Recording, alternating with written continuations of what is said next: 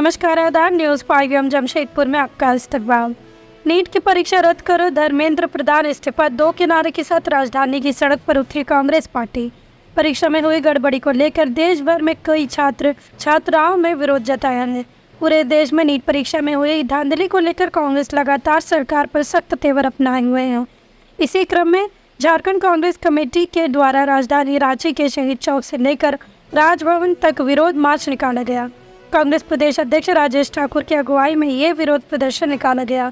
इस विरोध मार्च में अध्यक्ष राजेश ठाकुर के साथ साथ कांग्रेस के विधायक प्रदीप यादव, मन्ना गुप्ता सहित कई कार्यकर्ता मौजूद रहे।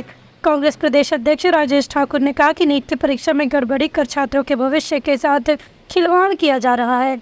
ऐसे में सरकार नीट की परीक्षा को रद्द करे और देश के शिक्षा मंत्री धर्मेंद्र प्रधान स्वतः इस्तीफा दे। वहीं सुबह के स्वास्थ्य मंत्री मन्ना गुप्ता ने कहा कि भाजपा की सरकार इस देश के युवाओं के साथ छलने का काम कर रही है और उन युवाओं के भविष्य को अंधकार में डाल रही है। गौरतलब है कि नीट यूजी का 4 जून को परिणाम घोषित होने के बाद से परीक्षा में धांधली की बात सामने आ रही थी। कई छात्रों ने परीक्षा के परिणाम में गड़बड़ी का आरोप लगाया। आपको बता दें कि नीट यूजी परीक्षा देश भर में सरकारी और निजी संस्थानों में MBBS, BDS, आयुष और अन्य संबंधित पाठ्यक्रमों में प्रवेश के लिए NTA की ओर से आयोजित की गई थी।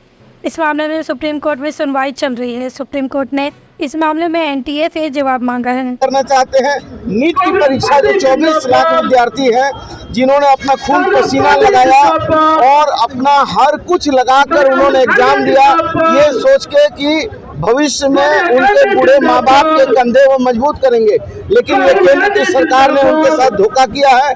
और ये धोखा इस तरीका का है कि नौजवान और छात्रों के पीठ में छुरा भोंका है।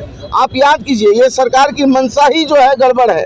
भारतीय जनता पार्टी की सरकार की मंशा इसलिए गड़बड़ है क्योंकि अग्निवीर जैसा इन लोगों ने योजना लाया।